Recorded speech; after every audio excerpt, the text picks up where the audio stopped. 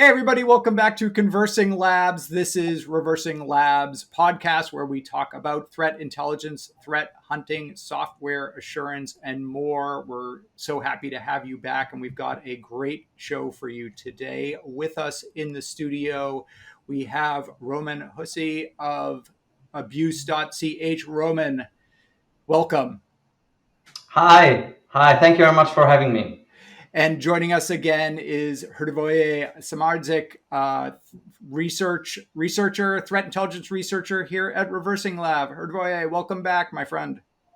Hi, nice to be here again. Great to have you back.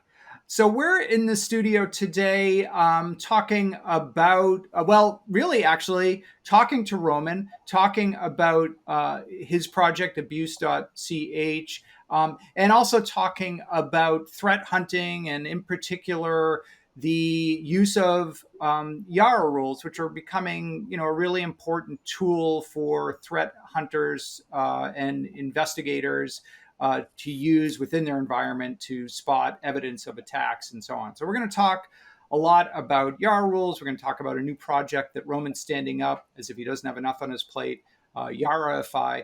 But before we do any of that, I wanted each of you just to tell the audience a little bit about yourselves. And Roman, let's start with you. Tell us about yourself and the work that you do. Also, tell us a little bit about abuse.ch. Yeah, thanks. Yeah, so my name is Roman Hussey. I'm a Swiss citizen, and I launched abuse.ch quite some time ago. So it started as a non-profit spare time project in, I think it was 2008. So years ago, when cybersecurity was not that cool as it is today, cybersecurity is a buzzword these days, right? So I was already in that field long time ago. And I actually entered that field by accident somehow. Started to looking at strange emails that I receive in my personal inbox, and I noticed that this is something that interests me. And I quickly started to blog about it, and that actually was the start of abuse.ch. So today it's much more than just a blog, as you probably know. I think we're going to talk about that later. And as of yet, it's still a non-profit project that I mainly run in my spare time. And actually, what most people don't know is that it's just me, myself, and I. So after all these years, it's still a one-man shop, so to say. That comes with a handful of benefits, but also with a handful disadvantages, so to say. I'm free to do whatever I want. That's pretty cool. So if I have a good idea, I can just get it done. But on the other side, I still have a full-time job, almost a full-time job. That makes me very happy, and I don't want to quit that, which means that I now have like this fight between abuse.ch and my spare that I run in my spare time and my day job that makes me very happy. And I don't want to quit any of those, right? And that's a circle of badness, or I'm not sure how you want to. You're juggling a lot. Say that, but so it's really like this circle of nightmare, and you're not getting out of it. When you think about how important abuse.ch is just within the threat intelligence and infosec communities, it's pretty amazing that it's been run as like a one-person project. It's amazing to me. And I mean, it's what most people don't see is the huge infrastructure that I have in place that needs to be maintained, and then you have bug fixing and platforms that you need to improve or develop further. One of the most recent projects, we're going to talk about it later. So that's all stuff that I do by myself. And traditionally, I'm not a developer more than like a threat hunter. So that's just like stuff I do because someone needs to do it, and that's me. But I'm actually more into like threat hunting. That's the stuff that is interesting, and that's what we're going to talk about today. Yeah, exactly. Hrvoje, you're a threat researcher here at ReversingLabs. Tell the folks watching a little bit about the work that you do. Thank you, Paul. So I won't be. I don't have to have a lot of things to say like Roman, because he really is amazing. I mean, the things he does, I don't believe him. It's only him behind the project. That's impossible. So don't believe him. But because here at ReversingLabs, I do a portion of things he does. So I'm currently leading a team of threat researchers. So we are actively working on discovering new threats that pose some kind of novel kind of attacks that could be still undiscovered, and are using some kind of new tactics and techniques, and with all of those insights we are building like a threat intelligence pipeline workflow that's automatically producing intelligence that we, as an evil vendor, we try to sell to whoever is interested. That's what I do at the moment. And you're deep in the weeds on helping threat hunters and folks who are doing that within organization as well. That's a lot of the work that you do is providing the tools and information to help them do their jobs. Yeah, in a way, Roman and I do pretty much the same thing. It's building a pipeline, a workflow process of machines that automatically can process a number of file-related threats, but also pick the networking information and correlate all the things and make some meaningful intelligence out of that. So it's kind of a bit different perspective, but I have a team that's working that on a bit larger scale, but still it's a team. It's not a one-man shop. So let's start the discussion, Roman, just talking a little bit about Abuse CH. This is a project that you do in concert with the Bern University there in Switzerland. Talk just a little bit about, for folks who might be watching but aren't familiar with abuse.ch, what types of information and resources are available and how they're used by downstream, whether it's individual companies or cybersecurity firms, how they use the information you provide. Sure. Yeah. So the idea of Abuse.ch is having an umbrella over different kind of sub projects, or however you want to call them. So the sub projects are platforms that I offer to the community for free. So most of the platforms I offer are open to the public. There are only a very few ones that I use for my own purpose.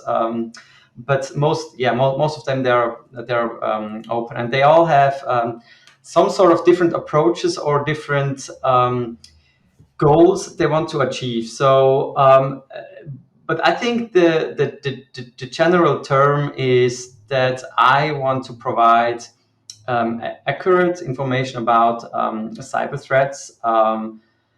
In near time to the community, but also to stakeholders in the internet who actually can do something. So, for example, internet service providers or domain registries, domain registrars, I can, for example, but also for hosting providers that can shut down a website that is distributing malware, for example. So the audience is actually pretty big, and it doesn't stop with the industry.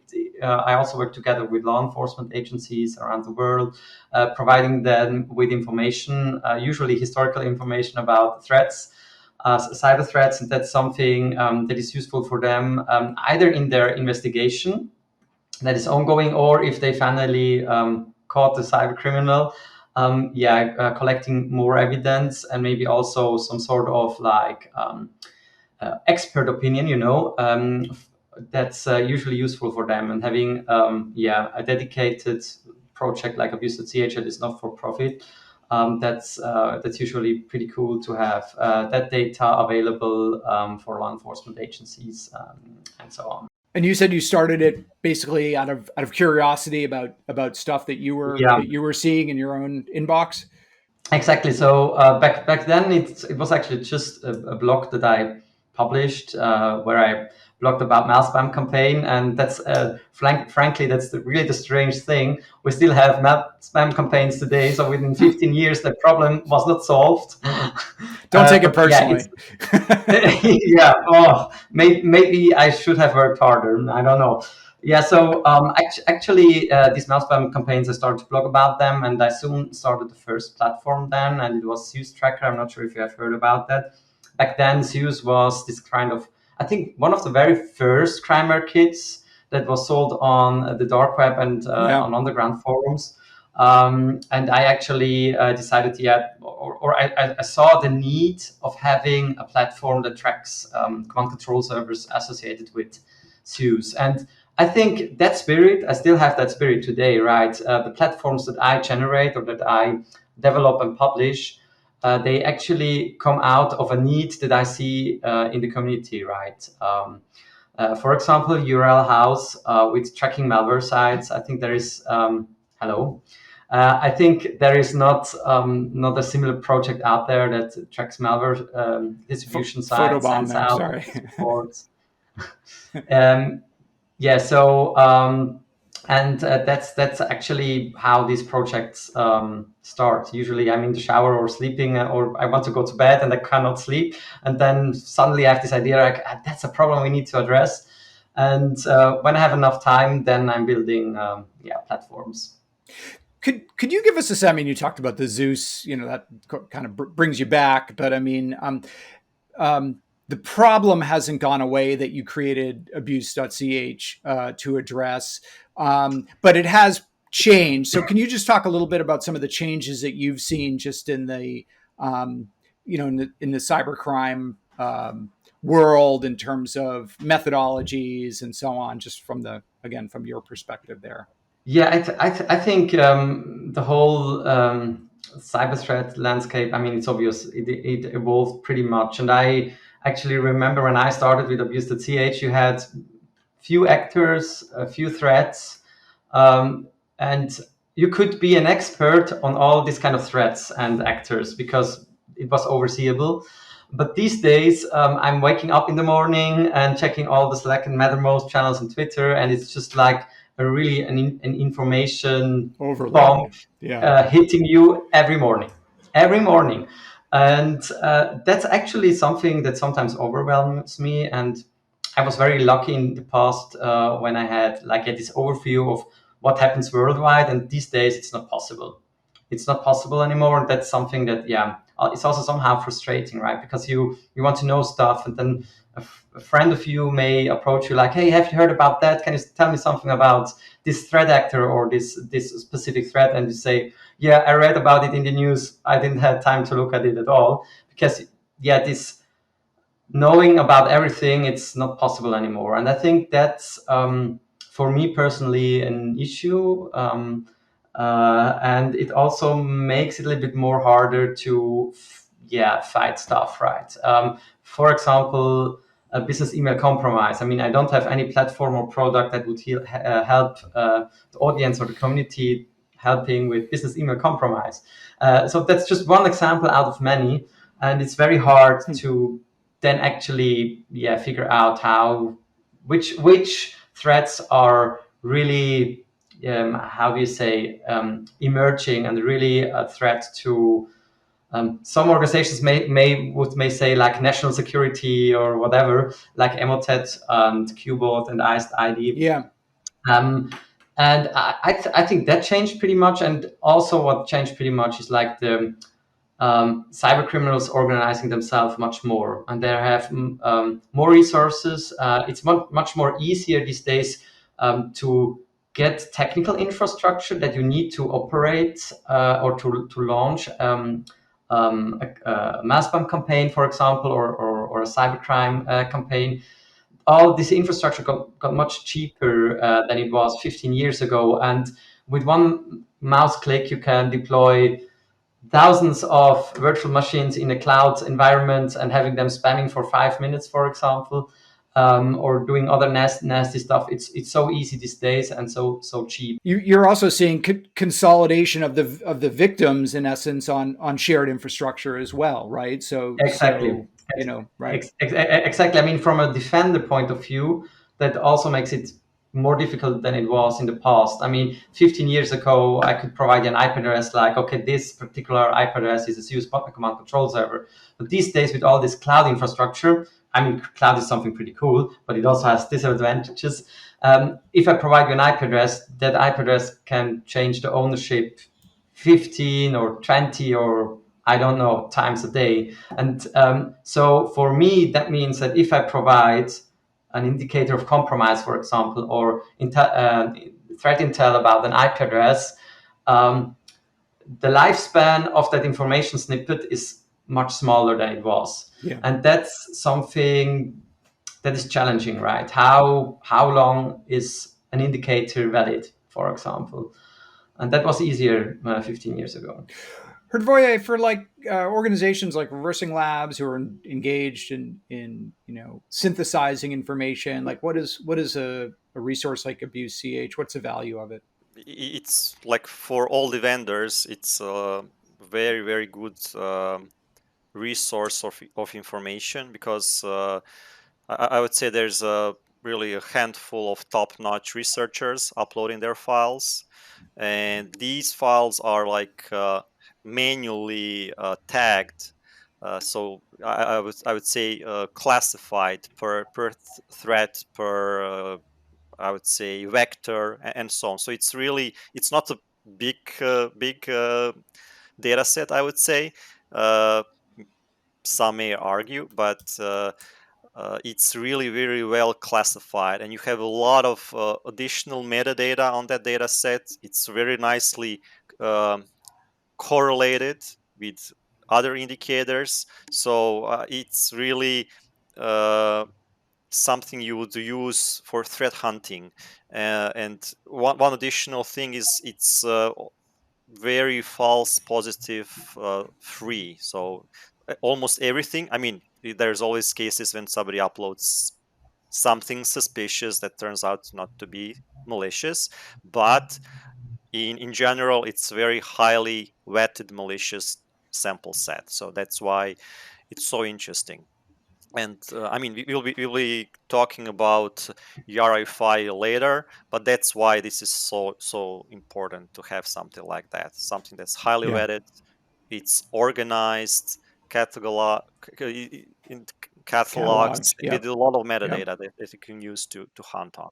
And I think we can say size doesn't matter. That's something that I learned in terms of malware sample It's feeds, it's the because you quality. may get It's the quality. yeah, you may get 200K malware samples a day. And what I learned is looking at them, like 50% of file infectors that are 10 and more years old, that are no longer relevant, but they are still out there because they infect new files.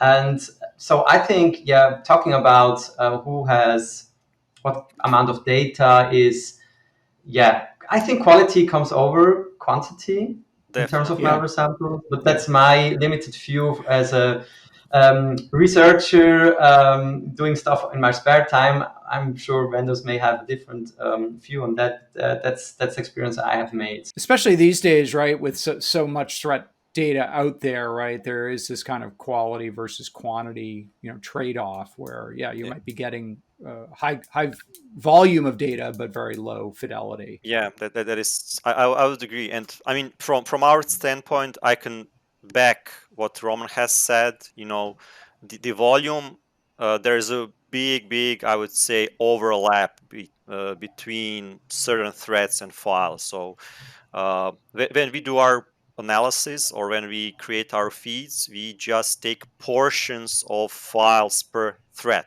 because if you analyze, like, I don't know, 100 or 100,000 of samples per that thread, you'll get no more fresh indicators than from that 100. So it's really about knowing what that 100 is, than about analyzing the whole data set, because it's more or less iteration of the same thing. So numbers are uh, you know not that important.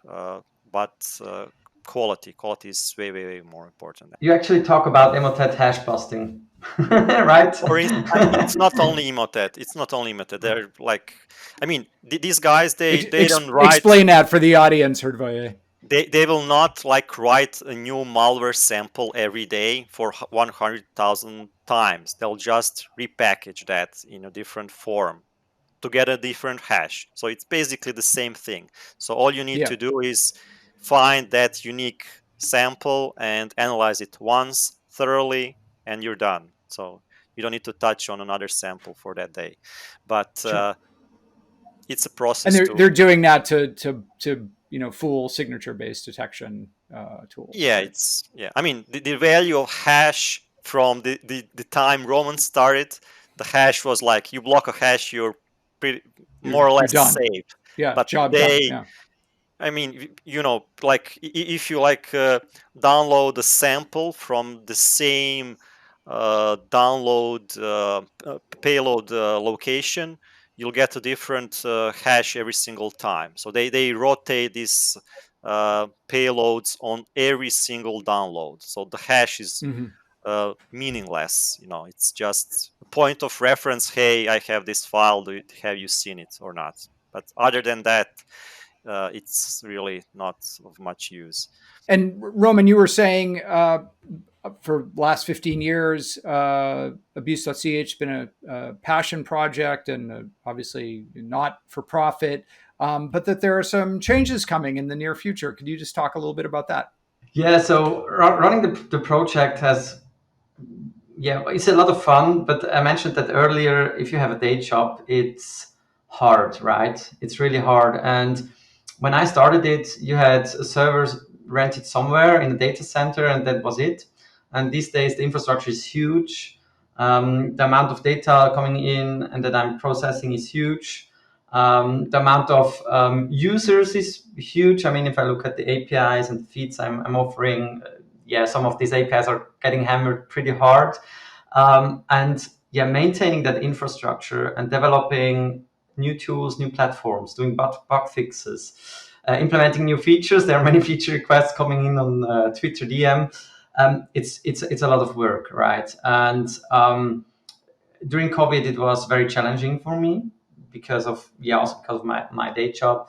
And I'm not getting any younger. I'm getting older, and that means that I had to look for an alternative that is that will survive me, or that will allow me to survive, however you want to see it. So the idea is as of 1st of August, the project turned into a commercial company. So Abuse.ch, after 15 years, sadly stopped to be a non-profit project and is now a commercial company. The idea behind is not to make money primarily. It's more having enough funds to having someone, or more probably than someone, having engineers and data scientists looking at the data, engineering the platforms, but also maintaining the platforms, right? And with the research project I had within the past 1.5 years at the Bern University of Applied Sciences, that was pretty cool. And I think it would have worked without day job, but with day job, I mean, I managed to get enough funds to hire someone, but you need to find that person. And it's just me, so I have to hunt for that person. And you need to engage with the person, getting him or her used to this huge infrastructure that actually has grown over time, using different technologies. I mean, there are some Perl scripts that still are lying around, and it's a huge mess, right? And I didn't see myself in the position to do that. So I think, there was a need for a change. Also, I think many of my colleagues who run stuff for nonprofit, doesn't necessarily have to be in the cybersecurity field. I mean, they know what I'm talking about when approaching potential donators or sponsors. It turned out to be that it turned out that in the cybersecurity field there is a lot of money. That's fact. But Yeah. if you are asking someone for a donation, it's very hard. Usually not because they don't want to. Usually more in the way that they have an accounting department or something that says, well, we cannot just send money to someone. We need to get something back. And even if the accounting department says, well, yeah, you're good to go, you may have a line manager or someone higher up in the management that says, why should we spend 40K to that small one-man show project in Switzerland? And then you need to start to argue like, yeah, well, we give you the data for free so that you can protect your customers, but we need money to operate. And the experience I have made is that it's very hard, and you need to fill out hundred thousands of different forms to become a supplier or however you want to call it. And yeah, I said I just And do that in my just spare time. licensing it commercially is much more straightforward for them because they're like, okay, It's well, pretty. I mean, I can just send an invoice or Yeah. do a small contract, and I'm happy. But with donation Right. and does VAT apply or not? The endless Yeah. discussions. It's it's tricky. It's the work that doesn't rock, right? Yeah. But that needs to be done, and I think it's much more. It will be hopefully much more easier with a commercial company just sending invoices, and you get something back for it, hopefully. Anything that the folks using abuse.ch need to know and during this transition from nonprofit to commercially licensed? Well, nothing. Nothing is fixed yet. I think the most important thing for the audience is that the main spirit of the project, like having platforms that are open and that for everyone, and that publish certain data sets for everyone, that's something that I want to continue, right? Mm-hmm. On the other side, there will probably be some additional data sets or APIs or whatever products, so to call, that may have an SLA, for example, because if you use one of the APIs I provide as of today, they are free. If they get hammered too fast or DDoSed, they are down. And there is no SLA, you have to live with it. And having something specifically for large organizations or vendors that they can trust that has an SLA, as said, where you can report a false positive and you get a near-time or real-time answer. That's one of the priorities that I have on my list that I would like to do, right? So really the message that I would like to spread is the spirit that abuse.ch had in the past will stay, hopefully. Having open platforms and everyone can contribute, and most of the data should be freely available as it is today. Let's switch topics a little bit, though not much. One of the new projects. So you've been doing abuse.ch for 15 years, but just in the last couple of weeks, you launched another new initiative, and this one is called YARAify. Tell us, Roman, a little bit about YARAify and what the idea behind that project is. Yeah, so it starts with YARA, and that's actually the thing that the project is about. I think we will talk about YARA in a minute. So yeah, I had so what the idea of the project actually is having a central place where you can share YARA rules and also consume them, right? So you can contribute your own YARA rules, and others can use them in an automated form. It also has a scan engine, so that means if you contribute a YARA signature, you get matching files of file that matches your signature, and that's currently around 100K samples per day that I process through YARAify, which is quite a bit. And these files, maybe a few words about these files. They're coming from all the projects I already have, so non-public and non-public projects. For example, URL House. As soon as URL House fetches a payload from a potential malware payload distribution site, the file will be sent to YARAify too. So if you are using the platform and deploy your YARA rules there, you get visibility on that. But I'm also sending unpacked samples to it I'm sending process dumps to it from sandbox analysis, and for example, also coupled strike beacons, so you can easily hunt on the platform with your own YARA rules or with YARA rules that already exist that actually catch coupled strike beacons. You can hunt for these FAS, and you can download them for free, of course. So this begs the larger question, which is YARA rules. What are YARA rules, and how are they used? And Hrvoje, I'm gonna turf that one to you. For the folks in the audience who aren't familiar with or haven't used YARA rules before, can you just talk a little bit about this technology and how it assists threat hunters? So that's an acronym for yet another recursive algorithm, I guess.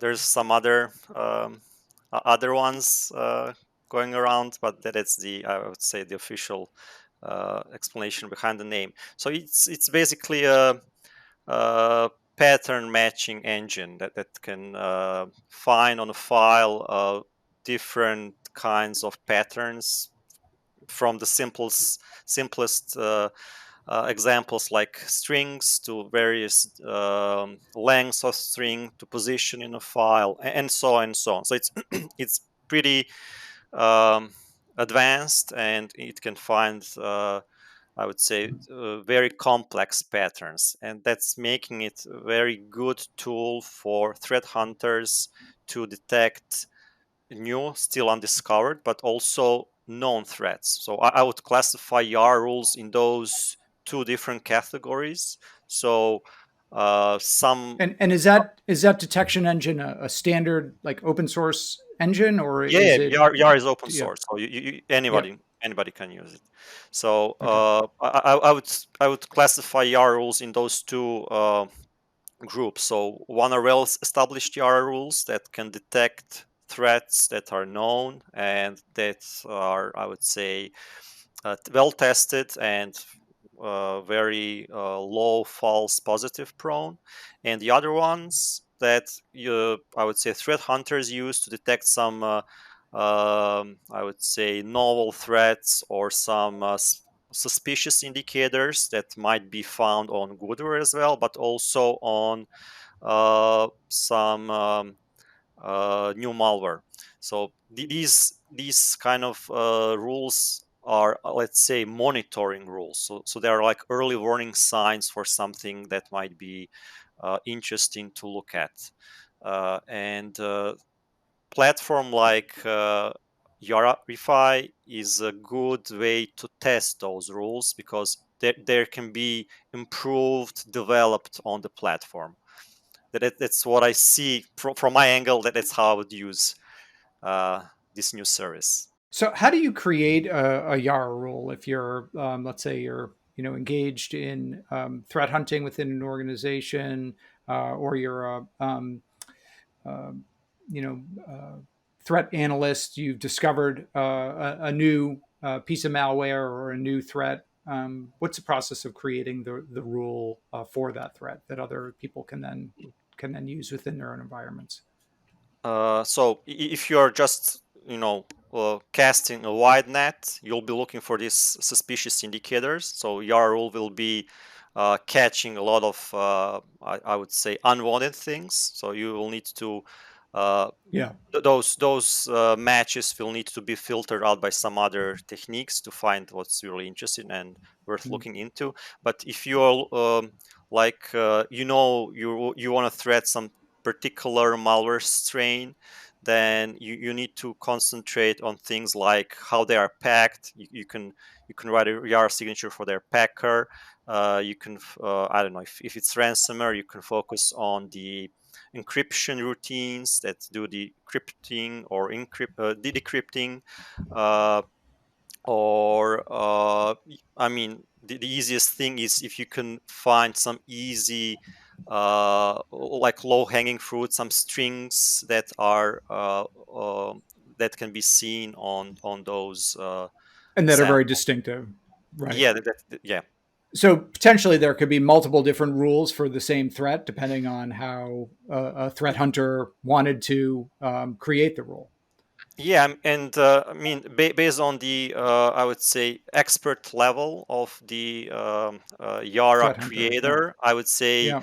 we will you will see different quality rules going around. So some are like you see it's being written by someone novice who's just starting, or somebody who's very into reverse engineering and knows how to find those very unique patterns that can be that are very unique and specific for malware threats thereafter. And for the threat hunter, and Roman, you can probably take a swing at this, or Herdvoye, you're both more than qualified to answer this. For the threat hunter, at what stage do YARA rules come into play? And if you're looking into a particular incident, like when would you employ them? Yeah, I think there are many use cases for YARA, right? I think they play an important role at finding new threats, as Hervé just mentioned it, but also finding classifying samples. Like you get a sample and you don't know what it is, and using YARA, you can put a label on it. So like identifying the known bad. But also, I mean, what you can do, and what I have seen is, depending on what kind of, for example, EDR system you have in place, you can also use it on endpoints, right, to detect certain stuff.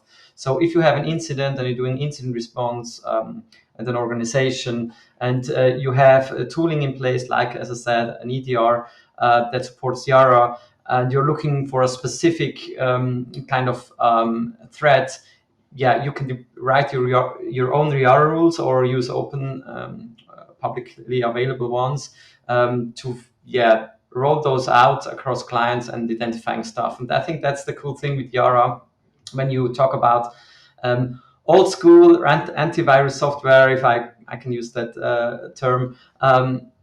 It was pretty hard to instrument the antivirus software to spot something that you want to have detected. So usually that was on a file name or on a file hash. And with YARA, you now have the possibility to do much more powerful things, right? And you just need this specific piece of software during an incident response, for example, incident response process to spot stuff. So there is a large variety of use cases for YARA, and that's I think the reason for that is because that it's open source. That's pretty cool. Everyone who has certain knowledge can write YARA rules, and it's very powerful. I just wanted to mention one interesting use case for Yara. I actually don't see that frequently, but it's interesting, so I'll mention it. It can also be a DLP rule. So if you hook it up on your outgoing data stream and look for some specific indicators on documents you internally use, I don't know, like images or some strings from, I don't know, headers or footers, you can easily detect some of those files going out of your company. So that's something that not a lot of folks are doing, but it's actually pretty neat way to detect if somebody is like sharing what they shouldn't have, or somebody's stealing what they shouldn't have. So you mentioned, I mean, this is an open source initiative, and so it's decentralized. Folks can create their own YARA rules and publish them on, GitHub, or keep them private. How historically but there's value in sharing these, obviously, within the community to help each other with threat hunting. How historically have folks found YARA rules that might be useful to them? Yeah, so I mean, I'm using Yara pretty often, probably as like most of the threat hunters. And the issue when dealing with Yara rules is you have your own Yara set, right? But then there are many open source Yara rule set, like the one from ReversingLabs, but there are many others. And then you have Slack channels where Yara rules are getting shared. All these YARA rules then have different classifications, like some of them may be not for public, some may be for public. So it's a little bit a mess, right? Because you want to hunt for a threat, but before you hunt for a threat, you need to hunt for the YARA rules. To hunt for the threat, And right? yeah. So that's challenging, and that was something that uh, was consuming a lot of my time. And I thought, hey, we need a central place where YARA rules can be shared, and that's one of the purpose of YARAify, that you can share your rules, no matter how good or bad they are. That's an important thing. So you can upload a pretty shitty rule. I may delete it then, but you can upload everything you want, actually. It doesn't say anything about the quality, but at least there is a central place, right, where you can pull down YARA rules and share YARA rules. That's one thing. And the second thing is, I mentioned that with the classification of a YARA rule, right? And there are some YARA rules that are classified as, for example, TLP Amber, which means, well, you can only use it within your organization. And if you talk to the YARA rule creator, he says, well, the metadata of the YARA rule, like, okay, this YARA rule matches GOSI, for example, that's not classified. What is classified is the rule itself, like the patterns. And using the current infrastructure, the current sharing mechanisms that are in place was tricky, because it doesn't differentiate between what is the YARA rule, what is inside the metadata, like who created it, the YARA rule, what is the name of YARA rule exactly, you see it here. That was one of the issues, and one of the issues I wanted to address, right? So to give me just one example, with YARAify, you can now say the YARA rule itself, like the patterns, they are classified, so the rule is not being shared, but you can still actually hunt with that rule on YARAify, and that's pretty cool. So you see, so in this case, that's a perfect example. You see the rule matching TLP, which is white, which means that everyone sees matching files that are matching this specific YARA rule. And you also have the creator of the YARA rule also have the possibility to define the rule sharing TLP. In this case, it's also TLP white, which means that not only files that are matching this particular YARA rules will be visible to anyone, but also sharing the YARA rule itself. And if you scroll a little bit down in that example, you will see exactly that. You will see the YARA rule. So you have first the metadata, and that's what's publicly available. And then the strings and conditions, that's the pattern matching stuff. And at the end, you see what kind of files on YARAify actually match that particular rule. So long story short, it should be one place where people can share in a structured way YARA rules with others, but giving them full control what they want to share and how this YARA rule can be used. So I want to give you another example. There's a YARA Hub license, which is the creative, where I use the Creative Commons license. And so that particular rule is, for example, now you get some ads. So Creative Commons 4.0 BY, and that actually instructs the user of the YARA rule what they can do with the YARA rule, right? So in this particular case, it's you can use that YARA rule, but you need to give appropriate credits to the author, right? And I think that should encourage people to share more YARA rules, because they have a more complex but a more structured, fine granular way to define how someone can use a YARA rule, right? So what has been the response so far, Roman, to YARAify? Are you seeing uptake by the community, and I mean, it seems like an incredibly valuable project. This seems like almost like the type of thing you'd expect like a MITRE or something like that to organize and manage, but you're doing it yourself. Yeah, so I really think that the most difficult part is teaching authors of YARA rules that certain field in the meta header of a YARA rule needs to be present to share the YARA rule, like the TLP classification or the license. So that's only that allows you to share YARA rules in a structured way, right? And I think that's still something where I need to, or I should influence some people to get used to that, to use really that structured way for sharing stuff. Because at the beginning, you have more work, of course, because you need to classify your rule and define all these fields, but it makes afterwards the sharing much easier, right, for everyone. And the feedback I got so far is that many people were pretty impressed about the idea. But yeah, getting used to it, writing YARA rules and publishing them there, that's, I think, another chapter, and it will take another few months to motivate people to actually do that. But I think as soon as they see the need or the benefit actually that they get from that, it shouldn't be an issue. I know. Herdvoye, go ahead. Yeah. And I just wanted to compliment Roman on educating the community how to make the proper Never-ending job. Meta header. Thank you.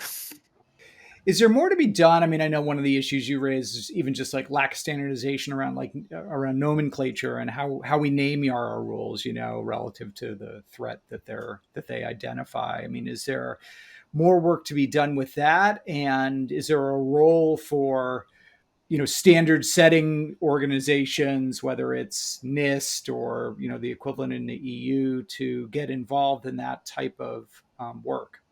That's a good question. Well, I think, or I hope that YARAify is one step into the right direction. But if some startup standardization organizations will come up with a standard, that would be, of course, much appreciated. Because I really think that this is an issue with YARA, because it's open and you can write whatever you want. It's difficult to do something structured with it. And to give you one example, I mean, if you have a certain threat that you detect with a YARA rule, you probably use that threat name as the rule name. But then maybe a different AV vendor or a different security researcher will have another term or another naming scheme Name for that particular malware. threat. Yeah. And that's so at the end you have different YARA rules actually trying to catch the same thing, but they all call it, they all have their own naming scheme and names, and that's an issue. And for example, how YARAify wants to overcome that issue is we stick to I try to stick to Malpedia malware family notation, right? Okay. So malware family is there, it's documented there, and it has one single name and 100 different aliases. That's okay, but one name, and we try to stick to that. So if you write a YARA rule, you should add the Malpedia name, right, to that particular YARA rule, and that makes it easier then to process the YARA rules, because you see, okay, that's matching that the YARA rule should match this file hash, and that's actually the Malpedia malware family that it should catch, right? This is an issue with malware naming that goes back decades, and we've tried on numerous occasions that to issue resolve. is older than I am in the security community, right? So, but we had another issue that we haven't solved yet. Yeah. Also not your fault, Roman. Final question for folks out there who are watching, maybe haven't used YARA rules before, or new to this. Where's a good place where they can go and learn both about, how to engage with that community, find YARA rules, and also use them in their threat hunting? Any recommendations on that? There are many rules, and usually it's learning by doing. So having a look at how others doing it, but I think there are plenty of documentation. Yeah. Right, writing. Yeah, I mean, But anybody I'm not can. sure who I should Anyone can mention here. install YARA locally and play with it. So that would be probably the best start to learn about the syntax, to learn about, I mean, there's some online guides that can get you started, quick started, and play with YARA locally. So, and then there's YARAify. Thanks. the go-to resource. Hey, thank you both so much. Is there anything I should have asked you that I didn't, or anything you all wanted to say that I didn't give you a chance to say? I have a question for Roman. So, I mean, you've been, final I question. mean, you are quite a public figure with this WCH. So I'm always wondering, has that gotten you in any troubles with the dark side? In the past, yes, but that's years ago. That's when I started the project, and I think that's also a situation that changed pretty much in the past, right? When I started with cybersecurity, as I mentioned, cyber wasn't that sexy thing and nobody cared about cybersecurity. And when you then had very few cybersecurity experts nagging at cyber criminals, yeah, they got upset, of course. But these days, the situation is completely different. You have so many talented folks, so many cybersecurity experts who are nagging cyber criminals every day, like Cryptolamus, for example. Then yeah, I think it's pretty hard for cyber criminals to go after all the security researchers. So the attack surface 15 years ago was much smaller because you only had very few cybersecurity experts. But these days, it's crowds, the crowd, had a power of bigger crowd. target on your head. Yeah, Yeah, a lot more bodies on the battlefield, so to speak. Yeah, exactly. Glad to hear that, sides. and glad Yeah. to know there are no SWAT teams in Switzerland. No swatting. Yeah, No swatting in wrong. Switzerland. Yeah. Lucky move. Is that an American only? Is that only in the U.S. that stuff happens, or? Well, I don't know if anywhere else they would pop up on your door on phone call. It would probably not be that easy. With an assault weapon. Yeah. It would probably not go that and easy. body armor. Yeah. When they knocked on my door, they were pretty friendly. So they were like, okay, what are you doing? Well, I'm sleeping. All right. Hey, Roman Husi, Herboye Samardzik, thank you so much for coming on and talking to us on ConversingLabs. And Roman, we'll have to have you back on the show. Thank you very much. Happy to participate, and thanks for the opportunity. Our pleasure. Great to have you.